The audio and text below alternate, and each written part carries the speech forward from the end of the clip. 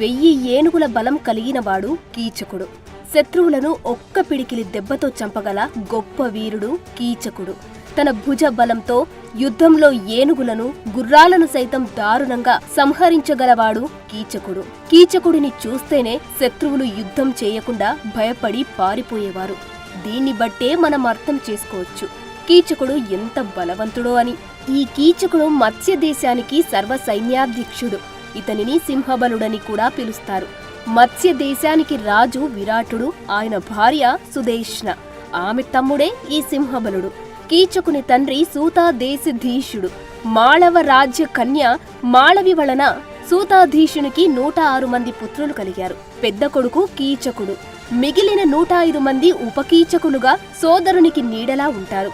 మాళవి చెల్లెలి కుమార్తె అయిన సుదేష్ణను విరాటరాజు పెళ్లి చేసుకోవడంతో విరాటునికి అండగా కీచకుడు తన సహోదరులు 105 మంది ఉపకీచకులతో సహా మత్స్య దేశంలోనే సర్వసైన్యాధ్యక్షుడిగా స్థిరపడ్డాడు. మత్స్య దేశం వైపు శత్రురాజులు చూడాలంటేనే భయపడేవారు. కారణం అక్కడ బలమైన 1,00,000 మంది సైనికులు ఉన్నారని కాదు, ఆ సైనికులకు అధిపతిగా సింహబలుడు ఉన్నాడనే భయం. మత్స్యరాజ్యం కీచక బల సంరక్షితమని ప్రసిద్ధి. అంటే కీచకుడు ఉన్నంత వరకు ఆ రాజ్యాన్ని ఎవరూ ఏమీ చెయ్యలేరని. అందుకే అతడు మరణించిన తర్వాతే ఆ రాజ్యం బలహీనపడిందని భావించిన కౌరవులు కూడా ఆ రాజ్యం యొక్క ఉత్తర, దక్షిణ దిశలలో ఉన్న గో సంపదను అపహరించ ప్రయత్నించారు. ఇక్కడ మత్స్యదేశపు రాజు విరాటుడు కూడా తన బావమరిది కీచకుడి శక్తి సామర్థ్యాల కారణంగానే తన రాజ్యాన్ని సుసంపన్నంగా పరిపాలిస్తున్నాడు. అయితే కీచకుడు తన పేరుకు తగినట్టుగా పెద్ద దుర్మార్గుడు. ఆడది కనిపిస్తే చాలు వదిలేవాడు కాదు.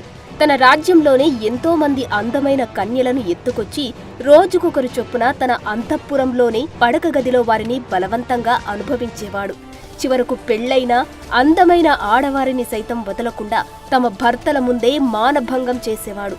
శత్రు రాజ్యాలపైకి యుద్ధానికి వెళ్లి అక్కడ రాజులను ఓడించి వారి రాజ్యాన్ని, ధన, కనక వస్తు వాహనాలను దోచుకున్నది చాలక వారి భార్యలను సైతం చెరబట్టేవాడు.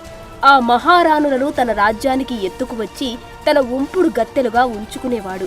ఇతని అరాచకాలను భరించలేని రాజ్య ప్రజలు విరాటరాజుకి తమ గోడు చెప్పుకున్నా ఫలితం ఉండేది కాదు. కారణం విరాటుడు కూడా కీచకుడు అంటే భయపడేవాడు. కీచకుడి భుజబలం కారణంగానే తాను మత్స్య దేశానికి రాజుగా ఉన్నానని, ఒకవేళ కీచకుడు కనుక తలుచుకుంటే తనను చంపి తన సింహాసనాన్ని ఆక్రమించుకోగలడని విరాటుడికి బాగా తెలుసు. అందుకే కీచకుడి దుర్మార్గాల గురించి తనకు తెలిసినా తెలియనట్టు మిన్నకుండేవాడు. పాండవులు దుర్యోధనుడితో జరిగిన పాచికల ఆటలో ఓడిపోయి 12 ఏళ్లు అరణ్యవాసం, 1 సంవత్సరం అజ్ఞాతవాసం చేయాలనే షరతు ప్రకారం రాజ్యాన్ని వదులుకొని 12 ఏళ్లు అరణ్యవాసం విజయవంతంగా పూర్తి చేస్తారు. ఇక 1 సంవత్సరం అజ్ఞాతవాసం చేయాల్సి ఉంటుంది. ఈ అజ్ఞాతవాసం కాలంలో వారు తాము పాండవులమని తెలియకుండా రహస్యంగా జీవించాలి. వారిని కౌరవులు కాని వేరే ఎవరైనా గుర్తించినా వారు తిరిగి మరలా 12 ఏళ్లు అరణ్యవాసం, 1 సంవత్సరం అజ్ఞాతవాసం చేయాల్సి ఉంటుంది. అందుకే తమను ఎవరూ గుర్తించని రాజ్యం కోసం వెతికిన పాండవులు మొదట పాంచాల, మత్స్య, సాల్వ, విదేహ, బాహ్లిక, శూరసేన, కళింగ, మగధ దేశాలను పరిశీలించి చివరకు మత్స్య దేశమైతే తమకు అనుకూలంగా ఉంటుందని, అక్కడ తమను ఎవరూ గుర్తుపట్టరని భావించి విరాటుని కొలువులో ఎవరెవరు ఏ వేషాలతో చేరాలనే నిర్ణయం కోసం ఒక సమావేశాన్ని ఏర్పాటు చేసుకుంటారు. అందులో ధర్మరాజు నేను కంకుభట్టు అనే పేరుతో బ్రాహ్మణుడిగా విరాటరాజు దగ్గర చేరి నాకు తెలిసిన పాచికల ఆటను అతనికి నేర్పించి అలాగే పుణ్య పురాణాలను అతనికి చెప్పే బాధ్యతను స్వీకరిస్తాను అని చెబుతాడు.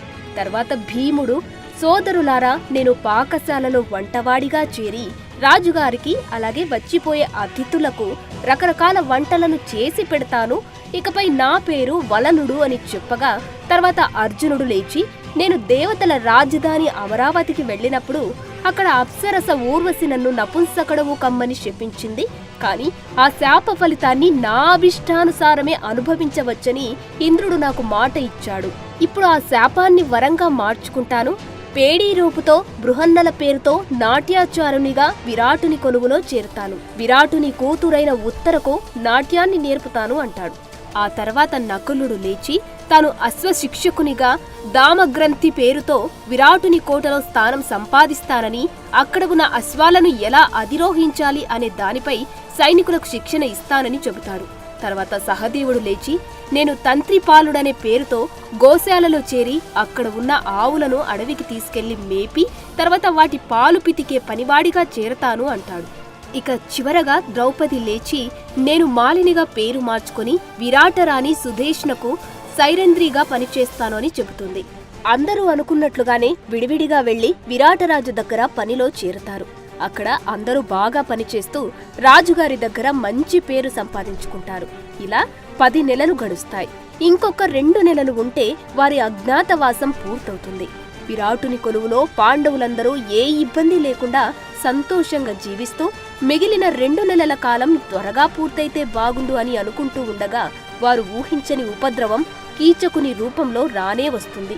పాండవులందరూ విరాటుని వద్ద పనిలో చేరే సమయంలో కీచకుడు తన పక్క రాజ్యంపైకి యుద్ధానికి వెళతాడు.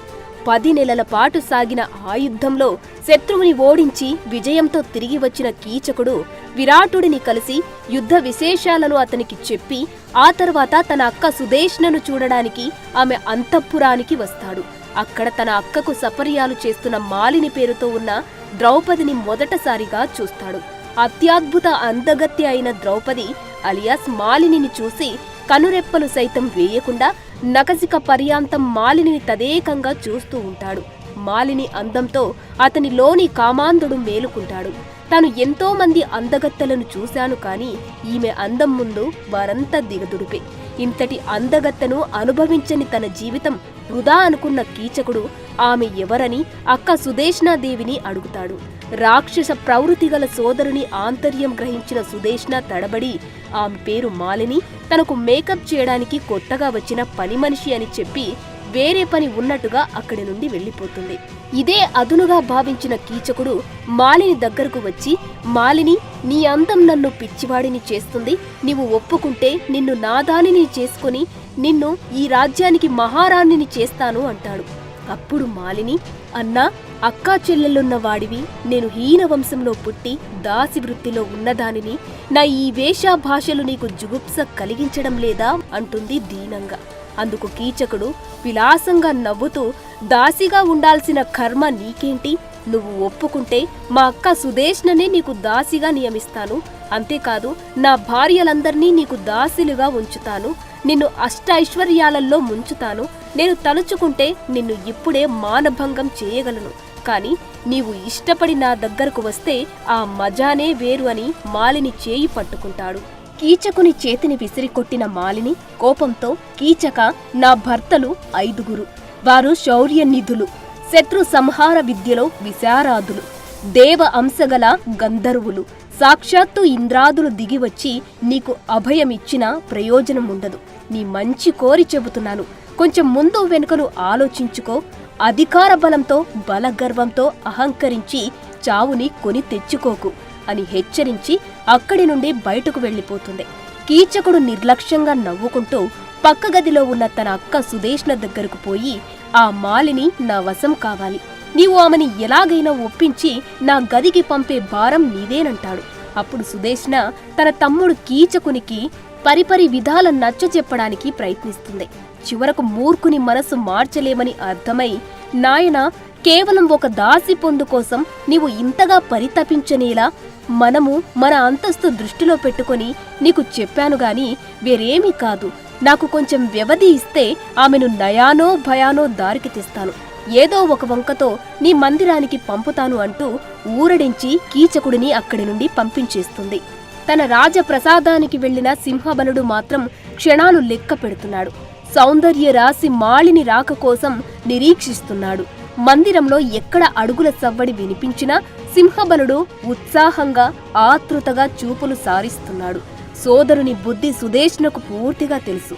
కీచకుడు ఒక్కసారి ఏ ఆడదానన్నా కోరుకుంటే ఆ ఆడది అతని పక్కలో ఉండాల్సిందే, లేకపోతే అతను ఎంతకైనా తెగిస్తాడు. అవసరమైతే తనను, తన భర్త విరాటుడిని చంపి మత్స్య రాజ్యాన్ని సైతం దక్కించుకొని తర్వాత మాలిని చిరబడతాడని భయపడిన సుధేష్ణ చేసేది లేక మాలినిని పిలిపించి తనకు తీయటి మద్యం తాగాలనుందని, కీచకుని భవనంలోకి వెళ్లి తీసుకురమ్మని చెబుతుంది. అందుకు ద్రౌపది కీచకుని భవనంలోకి వెళ్లడానికి నిరాకరిస్తుంది. అమ్మా, నేను పనిలో చేరేటప్పుడు మీ భవనం దాటి వెళ్లే పనులు చెప్పనని మీరు నాకు మాటిచ్చారు అని అనగా, అప్పుడు రాణి సుదేష్ణ లౌక్యాన్ని ప్రదర్శించి, అవునవును, ఇలాంటి పనులు నీకు చెప్పనని నాడే చెప్పాను. అయినా అదేమి పరాయి చోటు కాదు కదా, మన కోటలోనే ఉంది కదా అంటుంది. అందుకు ద్రౌపది, మహారాణి, కీచకుని ప్రవర్తన నాకు నచ్చలేదు. అతను నన్ను కోరుకుంటున్నాడు. ఇప్పుడు నేను అతని గదికి వెళితే నన్నేమైనా చెయ్యగలడు అని తన భయాన్ని తెలియజేస్తుంది. అప్పుడు రాణి సుదేష్ణ, తన తమ్ముడు నీవనుకుంటున్నట్టు చెడ్డవాడేమీ కాదు. నేను పంపానని చెబితే నిన్నేమీ చేయడు. అయినా ఒక పని దానికి ఇంతసేపు చెప్పాల్సిన అవసరం నాకు లేదు. పని చేయడం ఇష్టం లేకపోతే మానేసి వెళ్ళిపో అంటూ కోపంగా అంటుంది. రాణి సుదేష్ణ మాటలకు నొచ్చుకున్న మాలిని అజ్ఞాతవాసంలో మగ్గేటప్పుడు ఇవన్నీ తప్పవు. ఇప్పుడు అక్కడ పని మానేసి వేరే ఏ రాజ్యం వెళ్ళాలి? ఏదైతే అది అవుతుందని మదిర పాత్ర తీసుకుని సింహబలుడి నివాసానికి బయలుదేరుతుంది. తనను కాపాడమని సూర్య భగవానుడిని ఆమె ప్రార్థిస్తుంది. ఆమె పరిస్థితిని అర్థం చేసుకున్న సూర్య భగవానుడు ఒక రాక్షసిని ద్రౌపదిని రక్షించమని పంపుతాడు. ఆ రాక్షసి అదృశ్య రూపంలో ద్రౌపది వెనుక నడుస్తూ కీచకుని మందిరానికి వస్తుంది. బెబ్బులి గుహలో అడుగుపెట్టిన ఆడలేడిలా ద్రౌపది బెదురుతూ కీచకుని గదిలోకి అడుగుపెట్టింది. ఆమెను చూడగానే కీచకుడి మొహం వెలిగిపోయింది. వచ్చావా మాలిని, రా, నీకోసమే ఎదురు చూస్తున్నాను. నా కోరిక తీర్చడానికి వస్తావని నాకు తెలుసు. నీకేం కావాలో చెప్పు. భవనాలా, ఉద్యానవనాలా, వస్తు వాహనాలా, ఈ సమస్త రాజ్యాన్ని నీ పాదక్రాంతం చేస్తాను అంటూ మోహంతో ద్రౌపదిని కౌగిలించుకుంటాడు. మదిర కోసం వచ్చానని ద్రౌపది చెప్పేది కూడా వినిపించుకోకుండా ఆమె పొందు కోసం పరితపిస్తుంటాడు. అతని కౌగిలి నుండి విడిపించుకోవడానికి ద్రౌపది ఎంత ప్రయత్నించినా సాధ్యం కాదు. అప్పుడు ద్రౌపది వెనుక అదృశ్య రూపంలో ఉన్న రాక్షసి సుడిగాలిలా మారి కీచకుడిని దూరంగా విసిరివేస్తుంది. ఇదే అదునుగా భావించిన ద్రౌపది ఆ గది నుండి బయటకు వచ్చి రాణి సుదేష్ణ భవనం వైపు పరిగెడుతుంది. అయితే ద్రౌపది నెట్టివేయడంతోనే తాను క్రింద పడ్డానని భావించిన కీచకుడు ఒక దాసి తననే తిరస్కరిస్తుందా, దీనికెంత పొగరు అని అనుకుంటూ పరుగు పరుగున వచ్చి ద్రౌపది చీర పట్టి లాగుతాడు. తూలి క్రింద పడ్డ ద్రౌపదిని ఆక్రమించుకోవాలని ప్రయత్నిస్తాడు. అయితే అతని వెనుకే వచ్చిన అదృశ్య రాక్షసి అతన్ని ద్రౌపది పైనుండి లాగి దూరంగా పడవేస్తుంది. అయితే తాను నెట్టడంతోనే కీచకుడు దూరంగా పడ్డాడని భావించిన ద్రౌపది పైకి లేచి సభామందిరం వైపు పరుగు తీస్తుంది. అదే సమయంలో విరాటరాజు సభలో కొలువుదీరి ఉంటాడు. అతని పక్కన ధర్మరాజు, భీముడు, మంత్రులు సహా అనేక మంది రాజ్య ప్రజలు సభలో ఉంటారు. అయితే కింద పడ్డ కీచకుడు మరలా పైకి లేచి పరిగెడుతున్న ద్రౌపదిని అందుకొని ఆమె జుట్టు పట్టుకొని కింద పడవేసి ఈడ్చుకుంటూ సభలోకి లాక్కు వస్తాడు.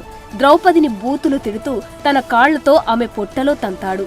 మాలినికి జరుగుతున్న ఆ ఘోర అవమానాన్ని చూస్తున్న సభలోని వారెవ్వరూ కీచకుడికి భయపడి ఏం జరిగింది అని కూడా ప్రశ్నించలేక మౌనంగా చూస్తూ ఉండిపోతారు.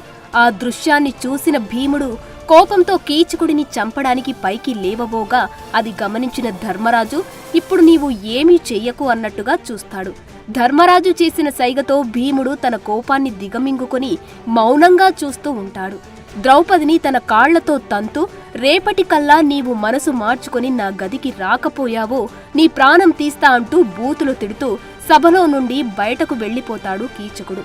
తనకు జరిగిన ఈ ఘోర అవమానాన్ని చూసి కూడా మౌనంగా ఉన్న ధర్మరాజు భీముడిని ఏహ్యభావంతో చూసిన ద్రౌపది కంటనీరు కారుస్తూ విరాటరాజుతో, మత్స్యదేశాధిపతి ధర్మాధర్మ విచక్షణ గలవారంటారు.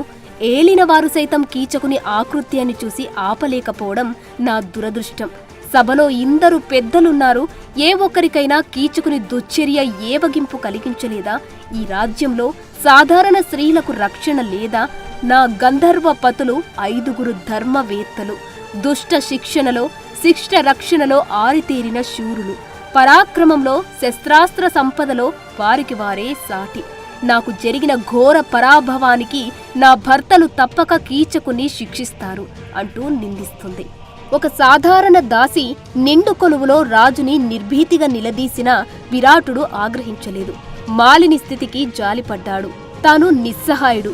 కీచకుడిని ఎదిరించే ధైర్యం తనకు లేదు అని మనసులో విరాటుడు మదనపడసాగాడు. సభలో ఉన్నవారంతా పెదవి విప్పి పరుషంగా మాట్లాడే ధైర్యం రాజుకే లేకపోతే మనమేం మాట్లాడగలమని అందరూ మౌనంగా ఉండిపోయారు. అప్పుడు ధర్మరాజు, సాధ్వీమణి, మహారాజుతో పాటు సభాసదులందరూ నీకు జరిగిన అవమానానికి చింతిస్తున్నారు. ఇక ఎక్కువగా తర్కించడం వల్ల ప్రయోజనం ఏముంది? రాణిగారి మందిరానికి వెళ్లి ఊరట చెందడం మంచిది. నీ గంధర్వపతులు విశ్వాన్నే జయించగల సమర్థులని చెబుతున్నావు. వారికి చేతనైతే కీచకునికి బుద్ధి చెప్పమని అని చెప్పగా సభ నుండి విషణ్ణ వదనంతో దుఃఖిస్తూ తలదించుకుని సుదేష్ణాదేవి మందిరానికి వెళుతుంది ద్రౌపది. అయితే రాణి సుదేష్ణాదేవి మహాగడసరి. మాలిని, ఏమైంది? నీ ముఖం అట్లా ఉందేంటి? జుట్టు రేగిందెందుకు? దుస్తుల నిండా మట్టి మరకలు పడ్డాయే అని ఏమీ తెలియనట్టే అడుగుతుంది. అందుకు ద్రౌపది, ఇది ఎంతటి నంగనాచి! బలవంతంగా కీచకుని మందిరానికి పంపి ఇప్పుడు ఏమీ తెలియనట్టు యోగక్షేమాలు అడుగుతోంది. రాజ్యాధికారం చేతిలో ఉంటే ఏది చేసినా చెల్లుతుంది కాబోలు అని మనసులో అనుకొని తన నివాసానికి వెళ్లి విధిని నిందిస్తూ ద్రౌపది జరగవలసిన దాని గురించి ఆలోచించసాగింది. కీచకుడి పీచమనచగల సమర్థుడు భీముడు ఒక్కడే అని తీర్మానించుకుని అర్ధరాత్రి దాటిన తర్వాత పాకశాలకు వెళ్లి భీముడిని కలుస్తుంది. ఏడుస్తున్న ద్రౌపదిని దగ్గరకు తీసుకున్న భీముడు ఆమెను ఊరడిస్తాడు. ద్రౌపది, బాధపడకు, కాలం కలిసి రానప్పుడు ఎంతటి వారికైనా కష్టాలు తప్పవు. కీచకుడిని సంహరించడం నాకు పెద్ద పని కాదు. నువ్వు సింహబలుడి కోరికను అంగీకరించినట్టు నటించి వాడిని మచ్చిక చేసుకుని నర్తనశాలకు అర్ధరాత్రి వేళ ఒంటరిగా రమ్మను. వాడిని మట్టు పెట్టి నీ పగను చల్లారుస్తాను. అజ్ఞాతవాసంలో ఉన్న మనకు ఇంతకంటే మరొక మార్గం లేదు అంటూ ఆమె కన్నీరు తుడిచాడు. భీముని మాటలకు ఆమె ముఖం విప్పారింది. సంతోషంతో అక్కడి నుండి తన నివాసానికి వెళుతుంది. తెల్లవారగానే కీచకుడు సుదేష్ణాదేవి మందిరానికి వచ్చి అక్కడ ఉన్న మాలినిని చూసి నవ్వుతూ పలకరిస్తాడు. నిన్న నేను నీ పట్ల ప్రవర్తించిన తీరుకు సిగ్గుపడుతున్నానని నీవు ఒప్పుకుంటే నీ జీవితమంతా తిన్నా తరగని ధనరాశులతో నిన్ను ముంచేస్తానని ఇలా రకరకాలుగా ప్రలోభాలు పెట్టసాగాడు. మాలిని బలవంతంగా కోపాన్ని దిగమింగుకుని బలవంతంగా పెదవులపైకి చిరునవ్వు తెచ్చుకుని, సింహబల, మీ మగవారెప్పుడూ ఇంతే. మీ ఆత్రమే గాని ఎదుటివారి మనసు పసికట్టరు. నా వంటి మగువలెప్పుడూ వెంటనే బయటపడరు. కనీసం నాకు ఆలోచించుకునే సమయం కూడా ఇవ్వకుండా నిన్న నన్ను బలవంతం చేశావు.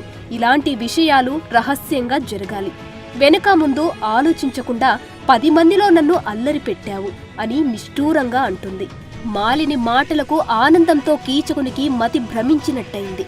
పూర్తిగా ఆమెకు వశుడై, నిన్న జరిగిన దానికి నేను చింతిస్తున్నాను మాలిని. ఇక నుండి నీవు నా పట్టపు రాణివి. నిన్ను పువ్వుల్లో పెట్టి చూసుకుంటానంటూ మాలిని చేయి పట్టుకోబోతాడు. అయితే మాలిని దూరం జరిగి, ఇక్కడ మనల్ని ఎవరైనా చూస్తారు. నర్తనశాల మనకు అన్ని విధాలా అనువైన చోటు. ఈరోజు రాత్రి నాట్యశాలకు ఒంటరిగా రా అంటూ సిగ్గులొలకబోస్తోంది. దాంతో కీచకుడు ఆనంద పార్యవశ్యంతో మెలికలు తిరిగిపోయాడు. సుందరి, నన్ను కరుణించావు. నా జన్మ ధన్యమైంది. నీ ఆజ్ఞ శిరసా వహించి నీ అడుగులకు మడుగులొత్తుతాను. నేటి రాత్రి నర్తనశాలలో నిలువెల్లా కనులు చేసుకుని నీ రాకకై నిరీక్షిస్తాను. మరి నువ్వు మాట తప్పకూడదు సుమా అన్నాడు లాలనగా. మాలిని విలాసంగా నవ్వి, నీ మీద ఆనా, తప్పక వస్తాను. ఇక్కడ మనం ఎక్కువసేపు ముచ్చట్లాడడం మంచిది కాదు అంటూ అక్కడి నుండి కదిలి పాకశాల వైపు వెళుతుంది. జరిగినదంతా పూసగుచ్చినట్టు భీముడికి వివరించింది మాలిని. భీముడు రాత్రికి కీచకుడిని ఎలా చంపాలో ఆలోచించి ఒక ప్లాన్ రెడీ చేసుకున్నాడు. ఇక్కడ సింహబలునికి క్షణమొక యుగంలా గడుస్తుంది. మాలిని అందాన్ని తలుచుకుంటూ అన్నపానీయాలు మరిచిపోయాడు. చివరకు సూర్యాస్తమయం అయ్యింది. కోట వీధులల్లో సందడి సద్దుమణిగింది. ద్రౌపది సంకేతాన్ని అందుకుని భీమసేనుడు బయలుదేరాడు. వారిద్దరూ చిమ్మ చీకటిలో నర్తనశాలకు చేరారు. అక్కడ మధ్యలో ఒక పాన్పు కనిపించింది. ద్రౌపదిని స్తంభం వెనుక దాక్కోమని చెప్పి భీముడు ఆ తల్పంపై అటువైపుకు తిరిగి పడుకున్నాడు. కామంతో కళ్ళు మూసుకుపోయిన కీచకుడు నర్తనశాలకు వచ్చి మంచంపై అటు తిరిగి పడుకున్నది మాలిని అనుకుని దగ్గరకు వచ్చి భీముని మీద చేయి వేసి అనురాగ పారవశ్యంతో, మాలిని, ఇప్పటికైనా నన్ను కనికరించావు. ఇక ఈ క్షణం నుండి నేను నీ దాసుణ్ణి అంటూ భీముడి మేలి ముసుగు తీస్తాడు. మాలిని బదులు భీముడిని చూసి కంగు తిన్న కీచకుడు, ఎవడివిరా నీవు అంటూ కోపంతో ముఖంపై గుద్దబోతాడు. అయితే మంచము నుండి క్రిందకు దూకిన భీముడు కీచకుడిని ఒక తన్ను తంతాడు. ఆ దెబ్బకు కీచకుడు కింద పడి తిరిగి లేచి భీముడిపై కలబడతాడు. వారిద్దరూ మదపు టేనుగుల వలె ద్వంద్వ యుద్ధం చేయసాగారు. ఒకరిపై ఒకరు పిడిగుద్దులు గుద్దుకుంటూ ఒకరికి ఒకరు తగ్గకుండా పోరాడుతున్నారు. తన భంగపాటు బయటపడుతుందని కీచకుడు, తన నిజరూపం తెలుస్తుందని భీముడు ఓ పక్క భయపడుతూనే గట్టిగా శబ్దం నర్తనశాల దాటిపోకుండా ముసుగులో గుద్దులాటలాగా భీకరంగా పోరాడుతున్నారు. ఒకరిని ఒకరు పిడికిలతో గుద్దుకుంటున్నారు. ఆ రాత్రి నర్తనశాల పదఘట్టనలతో కంపిస్తోంది. తోక తొక్కిన పాముల వలె భీమ కీచకులు బుసలు కొడుతున్నారు. చీకటికి భయాందోళనలు తోడుకాగా మాలిని నిలువెల్ల కంపిస్తూ స్తంభం చాటు నుండి వారి పోరాటాన్ని చూడసాగింది. పిడికిలి పోట్లు, ఉరుములు లేని పిడుగుల వలె మందిరం 4 గోడల మధ్య ప్రతిధ్వనిస్తున్నాయి. దాదాపు 2 గంటల పాటు సాగిన ఆ ద్వంద్వ యుద్ధంలో చివరకు కీచకుడు అలసిపోయి ప్రాణాలు దక్కించుకోవడానికి పారిపోవాలని ప్రయత్నిస్తాడు. దాన్ని పసిగట్టిన భీముడు సింహంలా లంఘించి ఓ చేత్తో కీచకుడి గొంతు పట్టుకుని మరొక చేత్తో వాడి ముఖంపై దారుణంగా పిడిగుద్దులు గుద్దుతాడు. ఆ దెబ్బలు తట్టుకోలేక ఊపిరి ఆడక ముఖమంతా రక్తం కారుతూ కీచకుడు విలవిలా తన్నుకొని దారుణంగా ప్రాణాలు వదులుతాడు. అయినా కోపం చల్లారని భీముడు వాడి కాళ్ళు చేతులు విరిచి పూనకంతో ఊగిపోతూ కాలితో కీచకుడి మృతదేహాన్ని ఇష్టానుసారం తంతూ వాడి దేహాన్ని నేలపై పదే పదే కొట్టి పరోటా పిండి పిసికినట్టుగా చేతులతో దారుణంగా కొడుతూ కీచకుడి దేహాన్ని ఒక మాంసపు ముద్దలా చేస్తాడు. స్తంభం చాటు నుండి బయటకు వచ్చిన ద్రౌపది మాంసపు ముద్దలా పడి ఉన్న కీచకుడి కళేబర ఆకృతిని చూసి నోట మాట రాక ఆశ్చర్యంగా చూస్తుంది. అప్పుడు భీముడు, దేవి, చూశావుగా వీడికి ఏ గతి పట్టిందో. నీ మనసులో రగులుతున్న రోషాజ్వాలలను చల్లార్చుకో. మన జోలికి ఎవడు వచ్చినా వాడికిదే గతి పడుతుంది అని అంటాడు. అప్పుడు ద్రౌపది, మహావీర, నాడు విరాటుని కొనువులో నీకు వచ్చిన ఆగ్రహాన్ని ఎంతగా అణిచిపెట్టుకున్నావో నాకిప్పుడు అర్థమైంది. అంతటి మహాబలుడిని నిరాయుధుడవై ఒంటరిగా మట్టుపెట్టావు. నీ శక్తి సామర్థ్యాలు చాలా గొప్పవి అని భీముడిని మెచ్చుకొని మనసారా కౌగిలించుకుంటుంది. ఇక నేను ఇక్కడ ఉండడం క్షేమం కాదంటూ భీముడు పాకశాలకు వెళ్ళిపోతాడు. ఆ తర్వాత మాలిని నర్తనశాల ప్రాంగణంలోకి వచ్చి, నా గంధర్వపతులు సింహబలుడిని సంహరించారు, రండి, వచ్చి వీడి దుస్థితిని కళ్ళారా చూడండి అంటూ గొంతెత్తి బిగ్గరగా అరుస్తుంది. ఆ నిశ్శబ్ద వాతావరణంలో ఆమె కేకలు నగరమంతా ప్రతిధ్వనించాయి. కేకలు విన్న రాజభటులు పెద్ద పెద్ద దివిటీలతో నర్తనశాలకు చేరారు. కీచకుని తమ్ముళ్లైన ఉపకీచకులు కొందరు ఆతృతగా పరుగు పరుగున నిద్ర ముఖాలతో వచ్చారు. అక్కడ తమ అగ్రజుణ్ణి ఆకృతి చూసి నిశ్చేష్టులయ్యారు. ఆ మాంసపు ముద్దపై పడి గొంతెత్తి విలపించారు. రాజబంధువులు, రాజాధికారులు కీచకుని దుస్థితిని చూసి నిర్ఘాంతపోయారు. వారికి నోట మాట రాలేదు. కీచకుడిని ఇలా దారుణంగా చంపినవారు మనుషులు మాత్రం కాదు, ఖచ్చితంగా వారు గంధర్వులే అయి ఉంటారని వచ్చిన వారంతా నిర్ధారించుకున్నారు. ఇన్నాళ్ళు మాలిని చెప్పేది నమ్మకుండా తప్పు చేశాము. ఇక మాలిని జోలికి వెళితే ఎలాంటి చావు వస్తుందో తెలిసిన ప్రజలు ఆమెతో జాగ్రత్తగా ఉండాలని నిశ్చయించుకుంటారు. మహారాజు విరాటుడు, రాణి సుదేశనాదేవి వచ్చి ఆ దృశ్యాన్ని చూసి నివ్వెరపోతారు. ఎంత విలపించినా పోయినవాడు రాడు కదా, చేయాల్సిన కర్మకాండల సంగతి చూడండి అని ఉపకీచకులను ఓదార్చి అంతఃపురానికి వెళ్లిపోతారు. కీచకుడి దహన కార్యక్రమాలకు సిద్ధమవుతున్న ఉపకీచకులకు దూరంగా మాలిని కనిపిస్తుంది. అంతే, కోపంతో ఊగిపోతూ, ఈ పాపాత్మురాలి వల్లనే మన అన్నకు ఈ దుర్గతి దాపరించింది. సహగమనమే మన సోదరుని ఆత్మకు శాంతి కలిగించగలదు. ఆమె పెడరెక్కలు విరిచి కట్టండి, సజీవంగా మాలినిని చితిపైకి ఎక్కించి బూడిద చెయ్యాలి అంటూ ఉపకీచకులు మాలినిని ఈడ్చుకు వస్తారు. అనరాని మాటలు అంటారు. అక్కడ చేరిన వారంతా వారికి భయపడుతూ చోద్యం చూస్తున్నారు. మాలినిని కీచక మాంసపు ముద్దపై వేసి తాళ్లతో కట్టారు ఉపకీచకులు.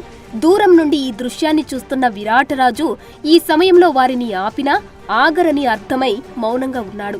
అతని పక్కనున్న ధర్మరాజు కంగారు పడుతూ వడివడిగా పాకశాలను చేరి భీముడికి ద్రౌపదిని కాపాడమని చెబుతాడు. నర్తనశాల ప్రాంగణం నుంచి శవశకటం శ్మశానం వైపు బయలుదేరుతుంది. ఉపకీచకులు, వారి బంధువులు శకటం వెంట నడుస్తున్నారు. మాలిని ఏడుస్తూ కొట్టుమిట్టాడుతుంది. ఒక్కసారిగా గొంతెత్తి, జయ, జయంత, విజయ, జయత్సేన, జయద్బల, చూడండి, నన్ను ప్రాణాలతోనే ప్రేత భూమికి తీసుకువెళుతున్నారు. ఎందరినో కటాక్షించి రక్షించిన మీరు నా పట్ల ఎందుకు ఉపేక్ష చూపుతున్నారు? శౌర్యసింహలు, సర్వసమర్థులు, ఉదార స్వభావులు మీరు. గంధర్వ ప్రాణేశ్వరులారా, నేను బుగ్గి కాక మునుపే నన్ను కాపాడండి అంటూ ద్రౌపది ఆక్రందనలు చేసింది. పాకశాలలో ఉన్న భీముడు ద్రౌపది దుస్థితి చూసి కోపంతో పళ్ళు పటపటా కొరుకుతూ కోటగోడను దూకి అడ్డదారిలో పరుగెత్తి శ్మశానానికి చేరుకుని కీచకుడి మృత కళేభరంతో ద్రౌపదిని తెస్తున్న వాహనానికి అడ్డుగా నిలుస్తాడు. మహాకాయుడైన భీముడిని చూసి ఉపకీచకులు వీడు బహుశా మాలిని గంధర్వ పతులలో ఒకడే ఉంటాడని భావించి 105 మంది ఉపకీచకులు కోపంతో అరుస్తూ భీముడిపైకి దూసుకువస్తారు. భీముడు ఒక పెద్ద తాటి చెట్టును పెకిలించి దాన్ని చేత్తో పట్టుకుని దొరికిన వాడిని దొరికినట్టుగా ఉపకీచకులను బాధసాగాడు. ఆ దెబ్బలు తట్టుకోలేక కొంతమంది ప్రాణాలు విడుస్తారు. మిగిలిన వారు హాహాకారాలు చేస్తూ తలొక దిక్కుకు పరిగెత్తసాగారు. కొందరు నగరం వైపు పరుగు తీశారు. ఇంకొందరు పొదలల్లో దాక్కున్నారు. ప్రాణభీతితో మరికొందరు చెట్లెక్కి కూర్చున్నారు. దగ్గరలో ఉన్న చెరువులో కొందరు తలదాచుకున్నారు. భీముడు ఆ మహావృక్షాన్ని గరిట తిప్పినంత అలవోకగా తిప్పుతూ దొరికిన వారిని దొరికినట్టు చావబాదసాగాడు. ఎవ్వర్నీ వదిలిపెట్టకుండా వెతికి తరిమి ఉపకీచకులను దారుణంగా సంహరిస్తాడు. తరువాత ద్రౌపది కట్లు విప్పి నువ్వు వెంటనే సుదేశనాదేవి మందిరానికి వెళ్ళు అని చెప్పి తాను వచ్చిన అడ్డదారిలో వేగంగా పరిగెత్తి పాకశాలను చేరుకుంటాడు భీముడు. కీచకుని సహోదరులందరూ ఘోరంగా చనిపోయారని తెలుసుకున్న విరాటుడు బాధపడతాడు. సర్వ వినాశనానికి తానే కారణమని తెలుసుకున్న సుదేశనాదేవి తీవ్రంగా దుఃఖిస్తుంది. సో ఈ విధంగా మహాబలశాలి అయిన కీచకుడు తన 105 మంది సోదరులందరితో భీముడి చేతిలో దారుణంగా చనిపోయారు. అయితే కీచకుడి మరణానికి సంబంధించి మరొక కథనం కూడా ప్రచారంలో ఉంది. భీముడు, బకాసురుడు, కీచకుడు, జరాసంధుడు, దుర్యోధనుడు ఈ 5గురు ఒకే నక్షత్రంలో జన్మిస్తారు. వీరి జాతకాల ప్రకారం వీరిలో ఎవరు ముందుగా మరొకరి చేతిలో హతమవుతారో మిగిలిన 3 కూడా వారి చేతిలోనే మరణిస్తారు. ఈ క్రమంగా ఏకచక్రాపురంలో పాండవులు నివసిస్తున్న సమయంలో అంతగా తెలివిలేని బకాసురుడు ముందుగా భీముని చేతిలో చనిపోయేలా చేస్తాడు శ్రీకృష్ణుడు. దీంతో మిగిలిన 3 కూడా భీముని చేతిలోనే మరణించవలసిన ఆవశ్యకత ఏర్పడింది. తర్వాత వనవాస కాలంలో జరాసంధుడిని భీముడే చంపేస్తాడు. ఇప్పుడు కీచకుడిని, ఆ తర్వాత మహాభారత యుద్ధంలో దుర్యోధనుడిని కూడా భీముడే సంహరిస్తాడు. అదే విధి, అదే జరిగింది. For more videos like this, subscribe Big TV channel.